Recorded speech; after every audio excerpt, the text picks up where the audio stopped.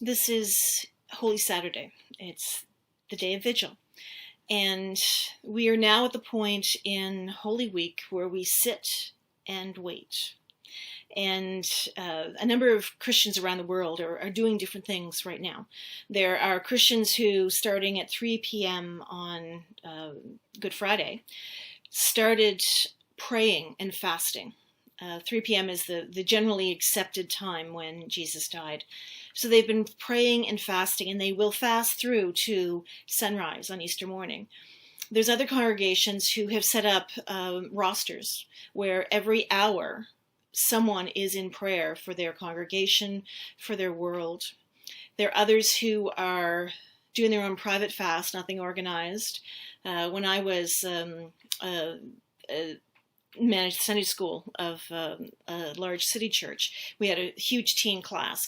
And for a couple of years, we did an overnight wakeover for the vigil on Easter Saturday. And everybody would come together every hour. We would use one of the passages in the traditional vigil service, talk about it a little bit, and then they'd go off and do whatever they wanted to do to spend the rest of the time before the next hour came. There are services out there. The high churches like the Orthodox, the Anglicans, Catholics, some Lutherans, they've got a set worship service where people come in. It's kind of like a lessons and carols. It doesn't matter how you do it. Every congregation recognizes the significance of the vigil. We don't jump from Good Friday to Easter Sunday. We've got something in between. But there's often a misunderstanding that we're not doing vigil waiting for Easter morning, because remember, we're walking with the disciples as they would have walked over 2,000 years ago. They didn't know that Easter Sunday was coming. They had the promises from Jesus, but they really didn't know. So we're not in vigil with sunrise on Easter morning. We're in vigil with Mary Magdalene, because at this point in time, the story of crucifixion becomes her story too. We know very little about Mary Magdalene. The only thing outside of the Easter narrative is that she had 7 demons removed, which could have meant she had mental illness. It could have meant she had depression. It could have meant any number of things. It could have meant her business wasn't going as well. We don't really know, because it was a pre-scientific time as far as mental and emotional health goes. But Mary Magdalene is another character, much like Judas, who has been caricaturized over the centuries and the millennia into this young woman who is possibly a prostitute, devoted to Jesus, is just running around being caught up in the excitement about it, one of the most dedicated disciples, but from a questionable past. There is nothing in Scripture to validate that.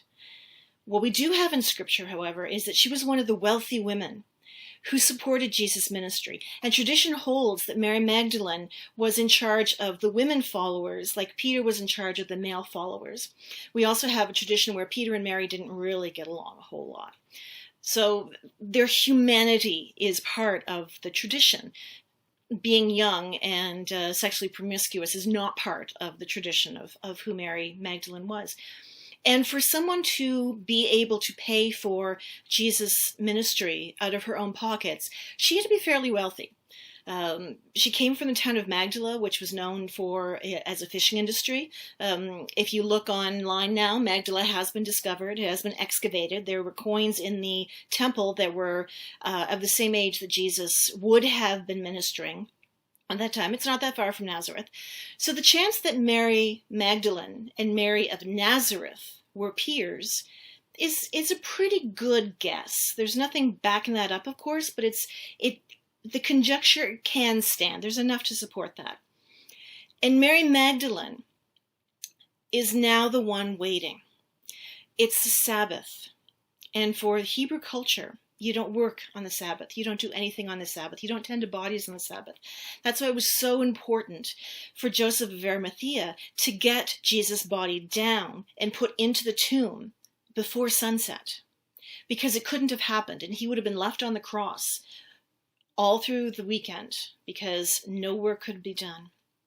So we're today sitting and waiting vigil with Mary Magdalene, before she's able to go to the tomb and do the job that women had to do, which is take care of the body, wrap it, wash it, prepare it for its year before the bones were all that was left because the rest of the flesh had decomposed. That was the woman's job. Much like we talked about with Lazarus a couple of weeks ago, it was a ritual job that there was a guardian for the body, and all that was spoken were the necessities of the practical experience of preparing a body. So this is what Mary Magdalen is waiting for. And there's a couple things that come into play for her. One is the Sabbath, obviously. Now, the Sabbath was begun and over in Hebrew culture as soon as the third star was seen in the sky. So they had to wait and watch. Now, the problem with waiting until the Sabbath was over and seeing the third star was that it was nighttime.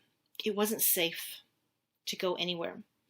So not only did she have to wait through the Sabbath, she had to wait through the night after the Sabbath in order to go do what was her right to do. Her right, along with Mary of Nazareth, along with a few of the other senior women who would have been caring for this ragtag band of disciples. Now, in the midst of all of this, we read in Matthew that the Pharisees and Sadducees, the Sanhedrin, they're a wily group. As I said earlier, I've got a lot of empathy for them because they know the destruction that Jesus can create and has created. And they go to Pilate. Remember, the Romans are the ones that have all the rights here and power. The Sanhedrin never does. And we have 2,000 years of fighting and destruction of the Jewish community by the Christians based on a misunderstanding of the Easter story. The Romans had the power. That's why Joseph of Arimathea had to go to Pilate to get permission to take the body.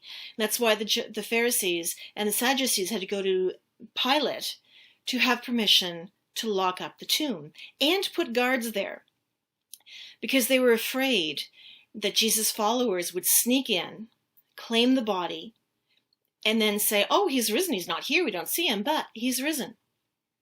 And they wanted to prevent that.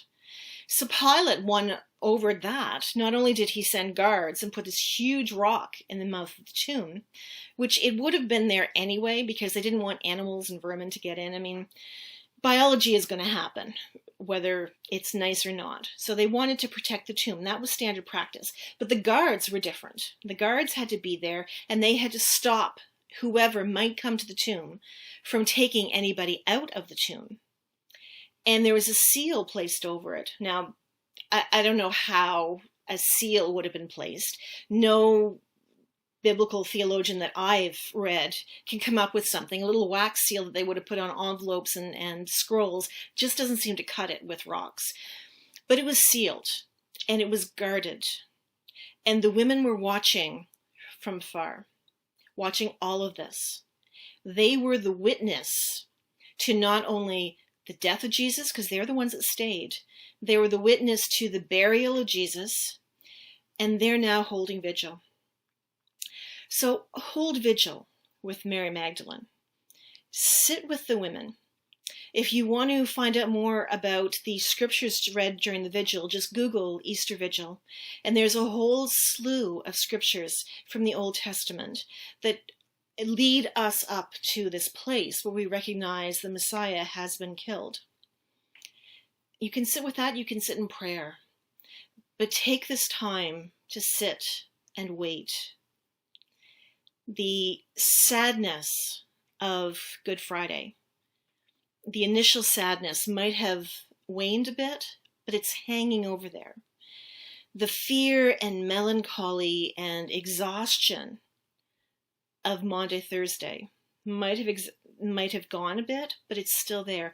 So be in this moment, be in this time, offer prayers, maybe fast a little, see what you can do. But the joy of this pandemic, and there is silver linings and everything, the joy of this is that we have the time, we have the isolation, we have the ability to sit this year where we're not rushing around waiting to host family, because we're not doing that.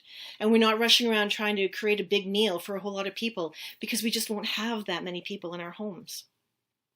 We do have, however, the opportunity to sit as the first Christians did and wait till the stars shine in the sky and the sunlight comes up the next day, and they can get on with the business of being the friends and disciples that they have been for Jesus for the past 3 years.